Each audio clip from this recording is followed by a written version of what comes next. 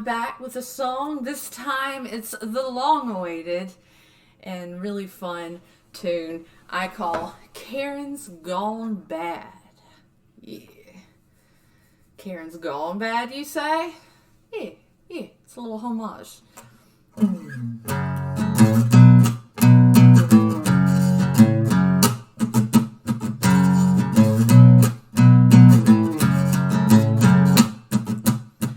Karen was a good girl.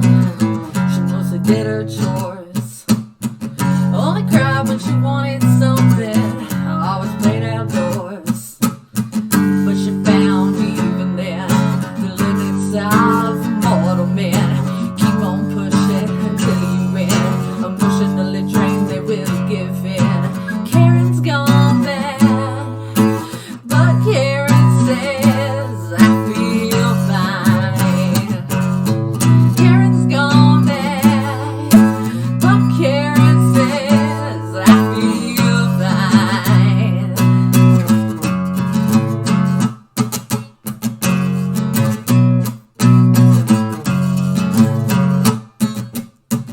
Karen felt lonely, so she went to a bar. Didn't bring any money, she hoped she'd still go far. But no man would buy her drinks, so she told the barkeep the place stinks. What kind of bar do you actually keep? He said, fine, just take the drinks.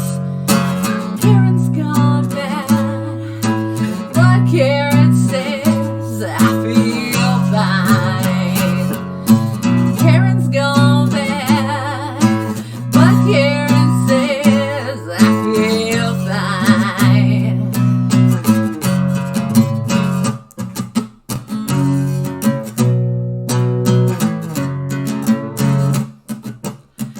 Karen has a husband. Karen has 2 kids. A perfect family portrait, but that's all there is. Blows holes in her husband's head, grabs his brains, wishing he were dead. Her kids have no dreams, they have hers instead. Everyone's existence is pure dread, 'cause Karen's gone bad, but Karen says I feel fine.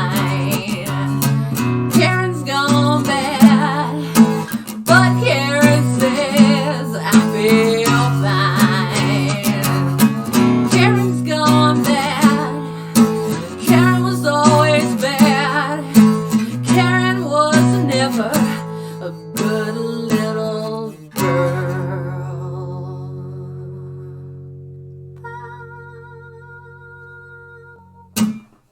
Karen's, man. Calm down. There it is in its first acoustic stretch or sketch. It's a stretch. It's an exercise in stretching.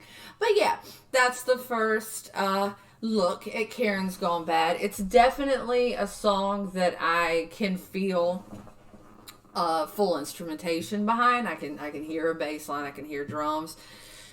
Very, very kind of lo-fi, stripped down, kind of grungy. But yeah, I can hear it, and I would like to do it eventually. But yeah, that's what it is right now. So, just like with Frankenstein of the Street, I figure we'll get into a little bit of the inspiration. And because this is a special kind of case, and we all pretty much know what a Karen is in the modern mythology, we pretty much can figure out what my inspiration for a song like this is. Those who don't know, or this may be your first video, I have worked retail for most of my life in terms of like my working life. And I know a thing or two about Karens. I've always been in customer service and up front. I've had a couple of jobs behind the scenes, but I'm mainly a people person, right? So I definitely know some Karens. So the inspiration for this song is very obvious. I see Karens every day. I feel some type of way about Karens and Karen cultures. And I can't, like, I see the "can I talk with your manager" meme and it just triggers me. So, like, obviously I wrote this because I have pretty good experience with Karens. But it made me think that, Karens are annoying. We all know that. They're annoying in a retail setting. They're annoying at restaurants. They're annoying in the park. They're annoying. One fish, two fish. They're all annoying in every situation. We all know that. But the great thing about dealing with a Karen in a retail setting is I see this Karen for 10 minutes. Maybe 30 minutes if they're really pitching a bitch fit and we're busy. But after that 10 minutes, I'm done with that Karen. They're out of my life, at least until the next time they shop at the store. And if you would believe them, they will never shop there again. Of course, they always do. But imagine being the husband she goes home to, or the kids she goes home to, or the whatever she goes home to. Imagine how dreadful that must be. Like, what is she like in her home life? What does she do when she's like mildly inconvenienced and she can't really attack anybody because it's not really anybody's fault, because sometimes just shit happens. That's life, that's life. Learn to deal with it. So how does she treat those around her? How does she treat the people she loves? What if they do something she doesn't like? Does she eviscerate them? Like, what's the deal with Karen? And so that's what I started thinking about. Like, how did Karen become Karen? The origin story. And it really is just the origin story of a brat. The first verse was just, she was an ideal child. She mostly did her chores. She only cried and had a temper tantrum when she wanted something, and she played outdoors. She was an adjusted child. She touched a lot of grass because that matters.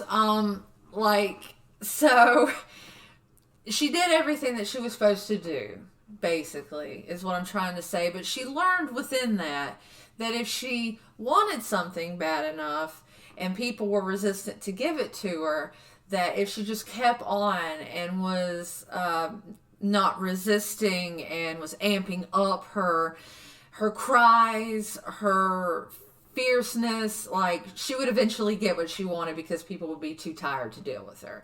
And is that not what happens when you're like in a retail setting? This woman comes up and has a coupon that expired 2 months ago but wants you to honor it because she was just too lazy to look through her wallet. That's not my problem. But she'll pitch a fit for so long that you're like, fine, it's $2. Get the fuck out of here. Just take the shit. Take it. Go home. Like, it's not that big of a deal. And we break because we have other customers to deal with. We're tired of dealing with this. This is asinine. Just get the fuck out of the store. Okay, have it your way. She won. Does the victory matter? No. I mean, that's the thing. Like, the elevated retail employee goes, okay, she won. Gold sticker for the day? Like, I don't know what you want, but okay, have it. Anyways, I have to pull myself in when I'm talking about Karens, because I can get kind of weird and I can get kind of triggered, and I have to bring the dial back a little bit. I mean, I've been through some things. I wouldn't recommend it. So, the origin story is a brat. She learned how she could manipulate people. Then the middle verse is kind of when she was a young lass, was playing the town, was going to the bars. I don't know what face I just did, and I'm so sorry. I'll never do it again.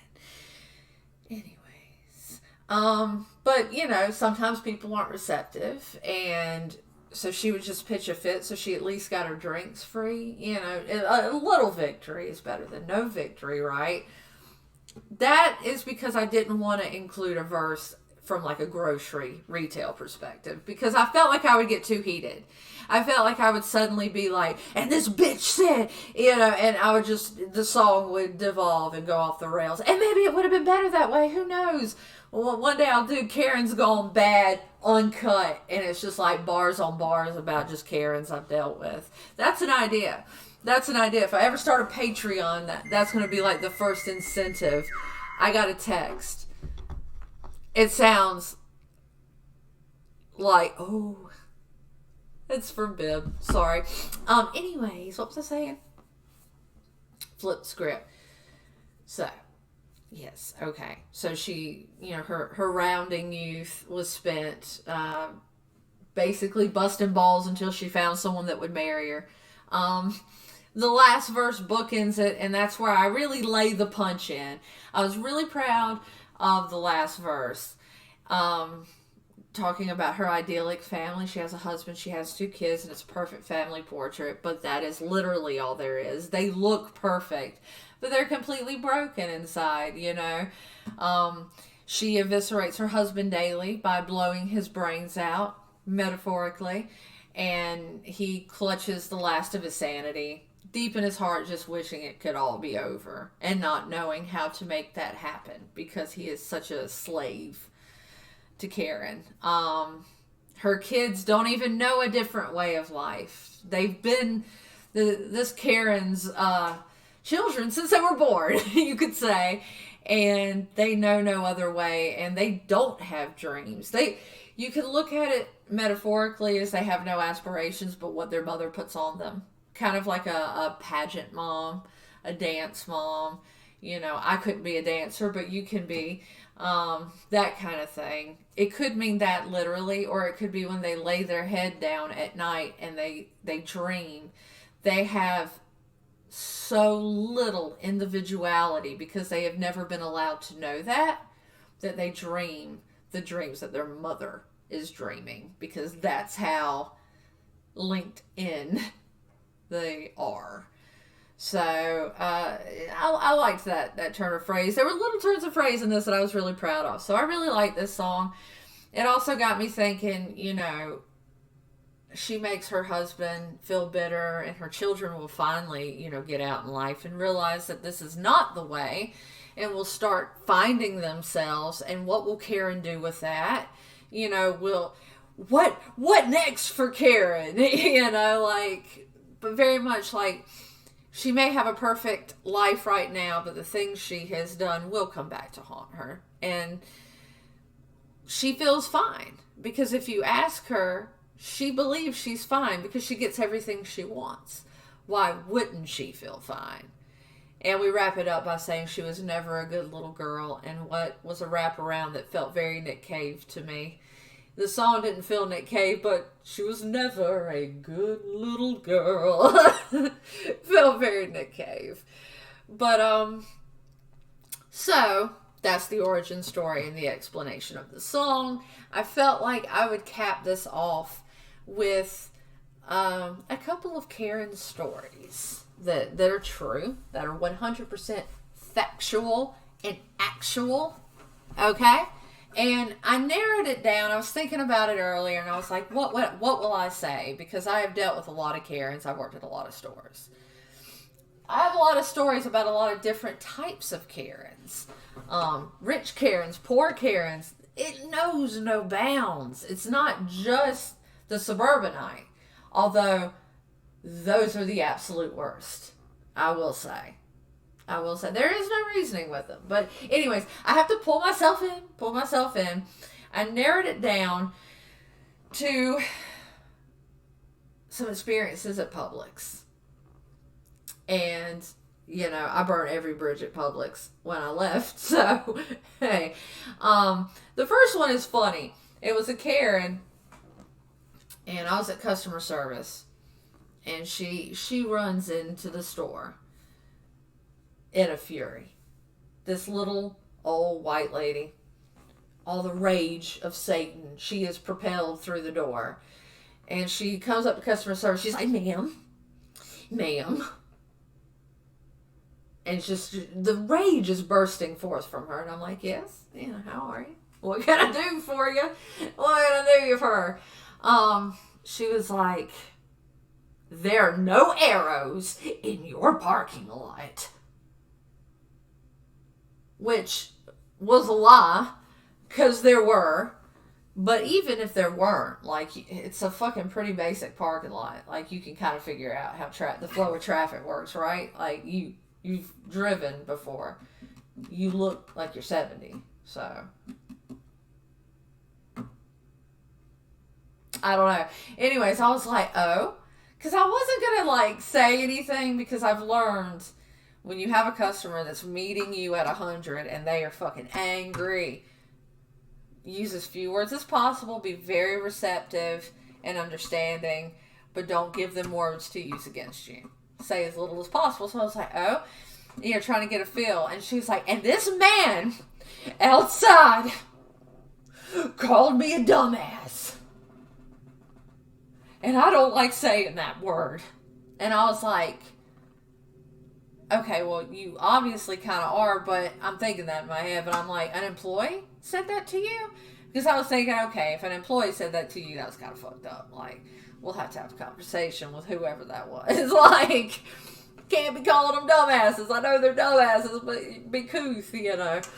And so I was like, an employee said that? And she was like, no. No, it was another customer. But let me tell you this. I would say another customer, but no, it's your customer because, Missy, you just lost a customer. I am never shopping at a place where someone will call me a dumbass. Good day, you know, and she fucking leaves. And the whole time, like, I'm trying not to laugh because I'm like, this is ridiculous. Like, one, there are errors. Two, I can't control what a customer does. I'm sure people that shop at my store do a lot of terrible things. Calling you a dumbass, probably the least of their offense. So, calm down, alright? Like, if it was an employee, that'd be one thing. We'd have a conversation. I'd get his name. We'd talk with management. You know, listen, you can't be talking to customers like that or talking like that where customers can hear.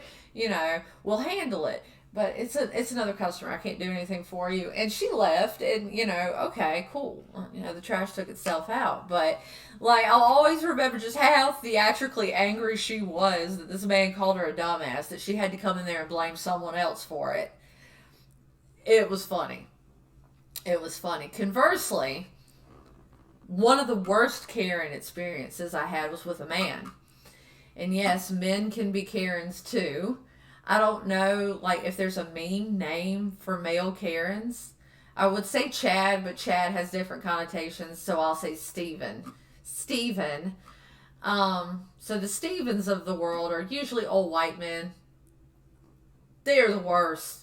When they fucking throw it out, they throw it out. They get really mad, really infantile, really fucking angry. I have seen them break baskets over things ringing up twice. Like, they pitch a fit over the dumbest shit I don't understand. But this man came in, and I was at Publix again, and it was early in the morning opening, and I was doing like a reset, and I was organizing some candy and changing tags, and this product was in the wrong place.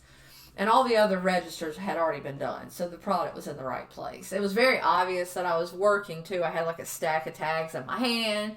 I had a bag of, like, a little bag with a bunch of, like, crumpled trash, and, like, I've been cleaning shelves. Like, I was doing front-end stocking, you know.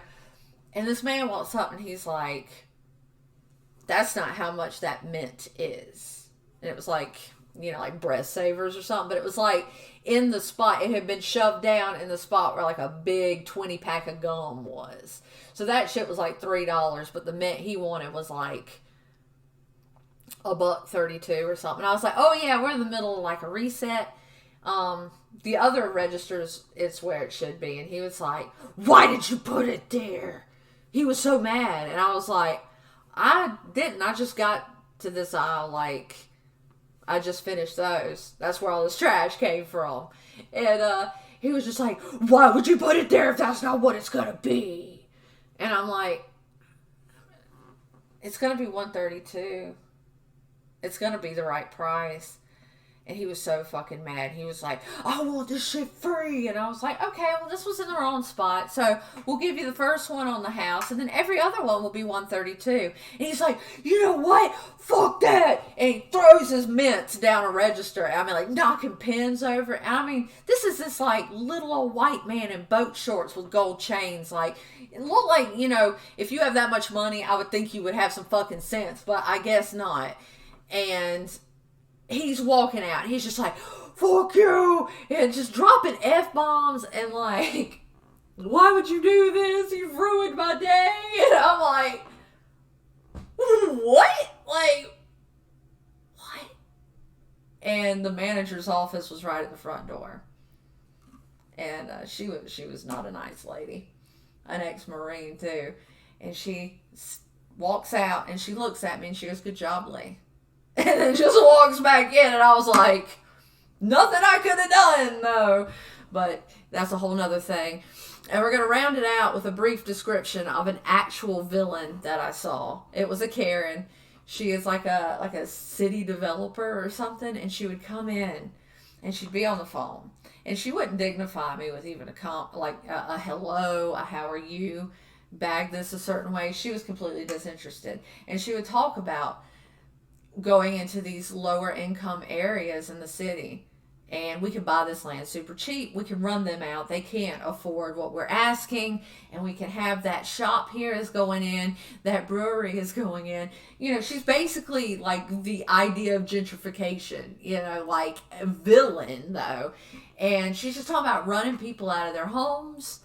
And laughing at me like, yeah, and then the gala is going to be blah, blah, blah. And I'm just like, it was at that moment where I went, I can't serve people like this. I can't. Like, you're evil. You're evil. I couldn't. So that were my most memorable Karens. Those were some of my most memorable Karens. Some funny, some enraging, some completely disgusting. But one thing is for sure that we have the choice to not be a Karen. So if you're having a bad day and something doesn't go your way and you go in a store, don't be shitty to the people there. Keep your shit to yourself. We all go through it. Don't emotionally break people down. Don't be a Karen. Okay, so the next song for next month, I am kind of torn. I'm writing a song called Colonel Wesley. It's a sea shanty about a guy with that Innsmouth look. Ayo, but I don't have music for it yet, so we may not be doing that. I'm thinking it might be a song called You Scan. We're keeping in with the retail theme. But, you know, I'll keep everyone posted on Twitter. I have rambled long enough. I've been me. You've been you.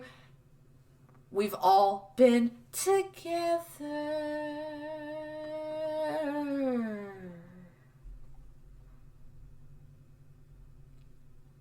Hey, go watch some other videos or some other shit. Is something on the screen? Maybe I forgot how to do that. Bye.